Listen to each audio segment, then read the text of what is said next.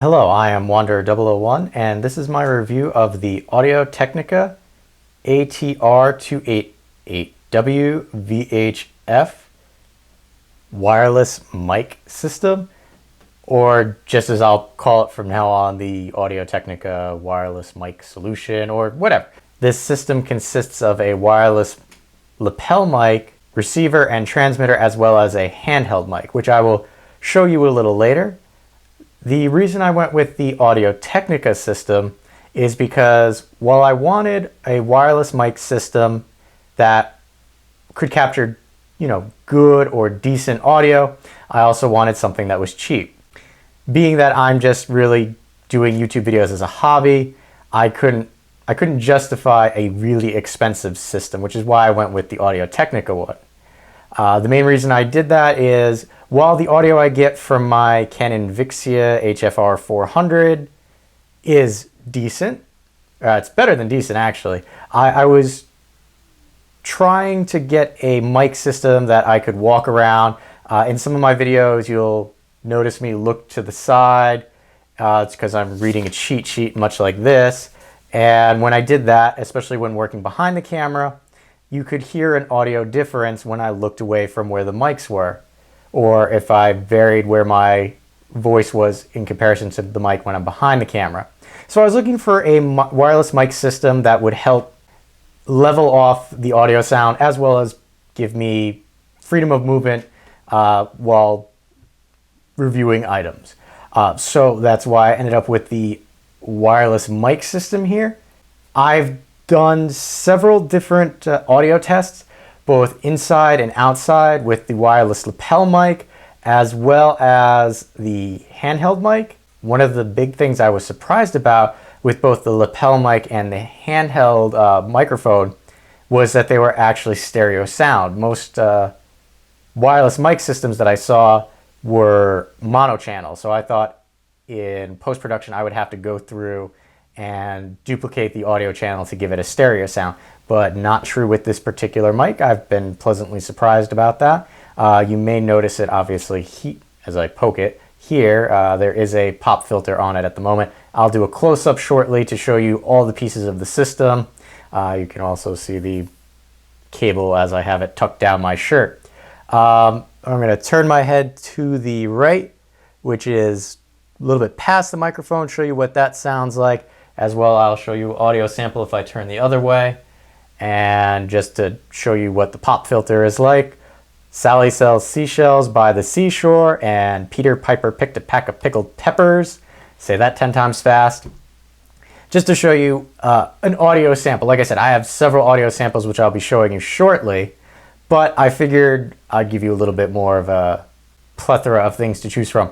I've had the wireless mic system for almost a year now. Only recently have I started putting it into use in my YouTube videos, only because I was thoroughly testing it, trying all sorts of different scenarios to see what the audio quality would be like. Some people who had other wireless mic systems said that when they plugged in the camera and used the wireless mic system, and not this particular one, but a wireless mic system, they got some interference, so I made sure to do tests about that.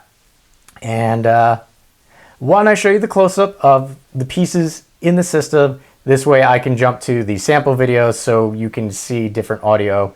Obviously, when I'm doing the close-ups of the parts of the system, I'm going to be using the audio on the Vixia rather than the wireless mic system because, well, the wireless mic system is going to be in the shop. So let's go to that. Okay, so what we're looking at is what I would consider the main components of this wireless mic setup. You've got your handheld microphone, your receiver and your transmitter, as well as the cable for the wireless lapel mic, windscreen or pop filter, and lapel clip. Both the transmitter and receiver are 4.09 inches in height, 2.44 inches in width, and have a depth of 0.9 inches, just shy of 1 inch in depth. What we're going to do is move some of this stuff off screen so that we can concentrate on one item at a time. And to start with, we'll look at the wireless handheld microphone. It has a cable with a 3.5 millimeter jack that is 5 feet long, has a dedicated on-off switch, and has a windscreen and pop filter, as you might imagine, underneath this mesh. Its audio quality is pretty good, which you'll see a little later. However, the handheld portion of the mic, if you do move your hand, will actually produce a audible sound. In fact, you know what? I'm going to cut to that, let you hear the particular audio quality of the handheld mic, and then we'll come back to the portions of the wireless transmitter. That was the switch on, switch off, switch on. This is a test of the Audio-Technica handheld microphone, currently attached to the wireless transmitter. Just giving you an idea of if I bring it into frame, just changing my grip to see if there's any change in audio. I can see spikes on the mic meter as I'm shifting it around in my hand, as well as the microphone is now arm's length away from me, to give you an idea of what that sounds like, and trying to get a very uninterested cat to give an interview. Hey.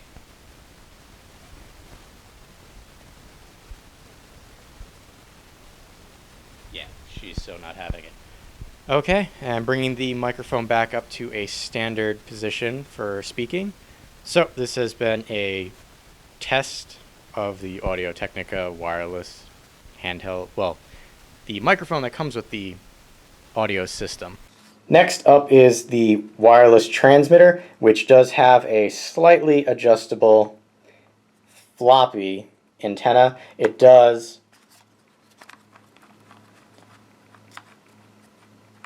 unscrew and screw into the device.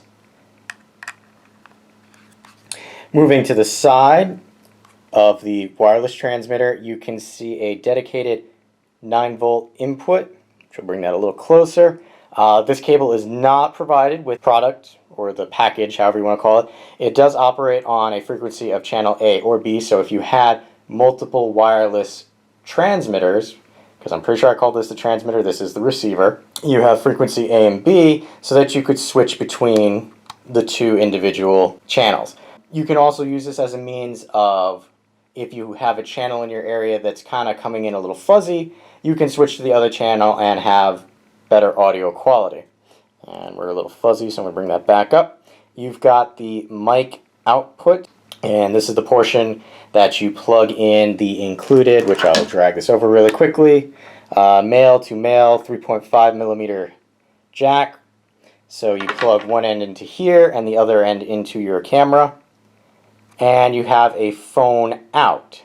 Now this will allow somebody who would be filming you to plug in a 3.5 millimeter headphone jack and wear a set of headphones so that they can hear the audio quality being received by the receiver and actually being recorded. Since I'm the only one who records my videos, I don't have anybody who's done that. The audio quality that I have heard is, it is relative to what you would get in the actual video itself. I'm pretty sure I glossed over the on-off button. You can see there that is a red light that indicates if the device is on or off. Now, as you might notice, as I move it, once you're not looking at it head on, it is difficult to tell if that light is on. So that is one caveat that I have with this particular package, is this little light here, which can be difficult to see if you're not looking at it straight on, or if you're looking at it in bright lights.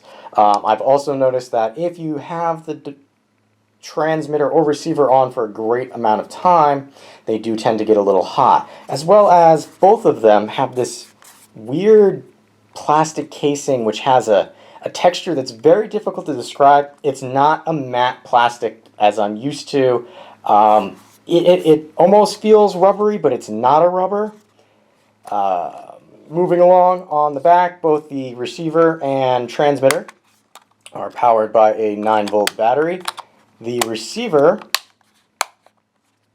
has a removable belt clip that can be replaced with one of the other goodies you get with the package, which is a a shoe adapter for camcorder or camera, if you know what that is. It's a little thing that sits on top of the camera. You plug that in, and that will help keep this in place. Right now, since I just film at home, I just lay it on the table next to the camcorder.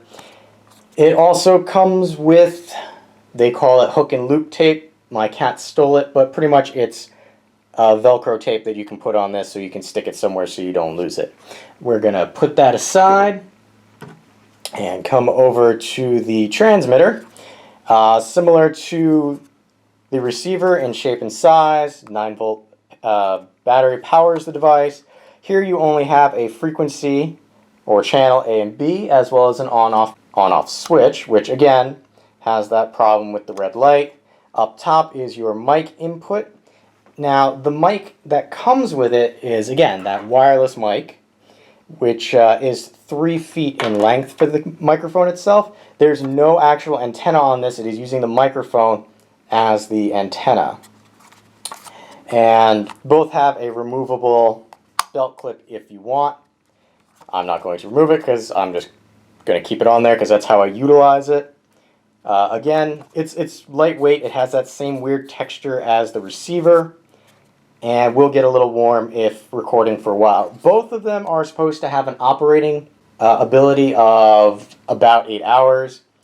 I was not keeping track. I'm still on my first set of batteries, and that's going, in between turning it on, turning it off, doing recording, turning it off, turning it on. So I'm still on the same battery packs. It's always good to have an extra just in case. Moving on to the cable itself for the wireless mic. Again, this is a stereo mic, surprisingly, even though I assumed it was going to be a mono. My big complaint with this, the plug end on this end seems to come loose rather frequently, so I do have to tighten that down. It is a small price to pay for such a cheap unit, as well as the actual lapel clip has rather nice teeth. You're not going to lose it. And the windscreen, yeah, it leaves something to be desired, because at first I thought it was a earphone plug, not a windscreen for the wireless microphone there. You do get other goodies in the bag itself. Some of them I have not used, such as, one earbud for listening to the audio coming into the receiver, as well as a 3.5, if that would come into focus, a 3.5 millimeter to 1/4 mini plug adapter. So now that I've actually talked about the components of the system, I'm going to show you what the actual audio quality from the lapel mic is. As I stated before, I did both indoor and outdoor tests. The indoor tests were a little bit concerning for me, but for the particular way that I film, I'm not going to have an issue.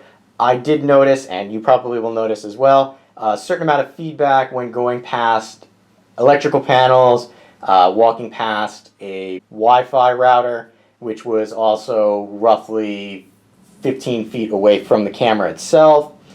And I pretty much walked the length of my house. I'll leave it as the raw audio, so I'm not going to do any editing.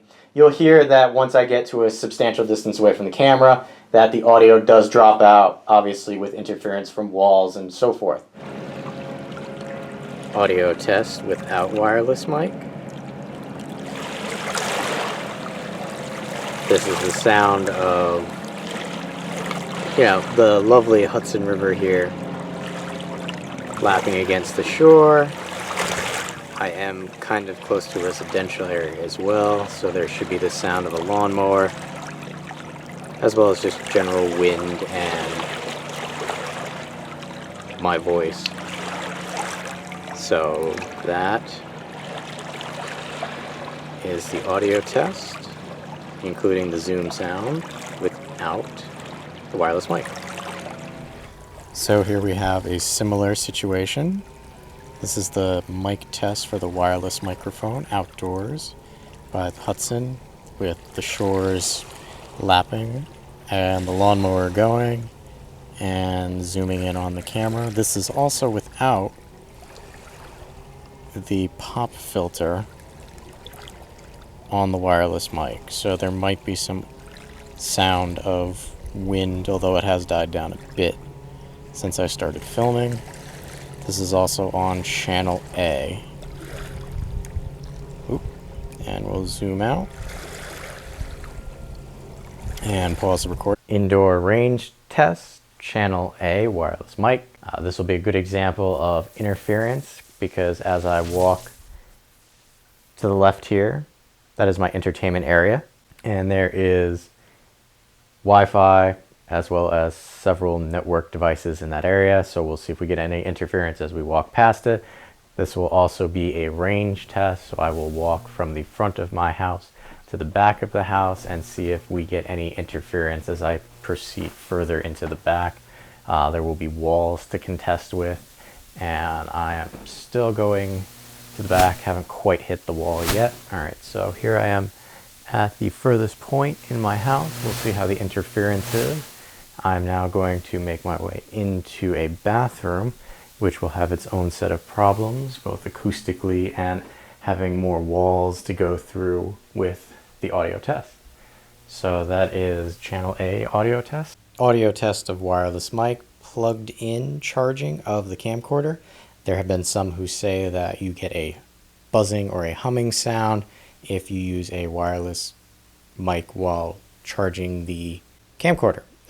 I did have it framed up with a cat over there, but being a cat, he decided not to stay.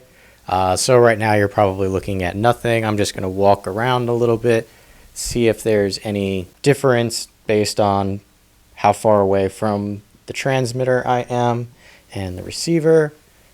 I'm not actually pinned up. I just kind of have the mic in front of me and I'm walking and talking. And I'm going to be walking into the back room like I did with the other tests and see what the range is like. So it might not be necessarily the electric charge going into the camcorder. I'm at the back wall. That is causing interference at this point. It just might be the distance from the camcorder, and the walls and electrical box and all of that in the bathroom that is causing the sound differences. And now I'm going to be coming back to the front, and let me see if I can coax a cat to get in front of the camera. So we'll see how that sounds with putzing with the motor controls, distance relation to the camcorder, and see if I get any electrical feedback. So based on what you saw, well, not really what you saw, but what you heard, and the different components of the system, for what you get, I really like the Audio-Technica ATR288W VHF. And for the price, you're not going to go wrong. The price is one of the big selling points, especially if you're just starting off making YouTube videos or just looking to upgrade your audio. This particular wireless mic setup is only $120. It is one of the cheaper ones that's good. There are other cheaper ones out there, but sometimes you do get what you pay for, so be careful about that. This was one of the cheaper ones from a company that was rated fairly good and pretty reliable. So with that said, I would highly suggest you check out this particular Audio-Technica wireless lapel mic system. If you have any questions or comments, please leave them in the area below. I've been Wanderer001. Thanks for watching.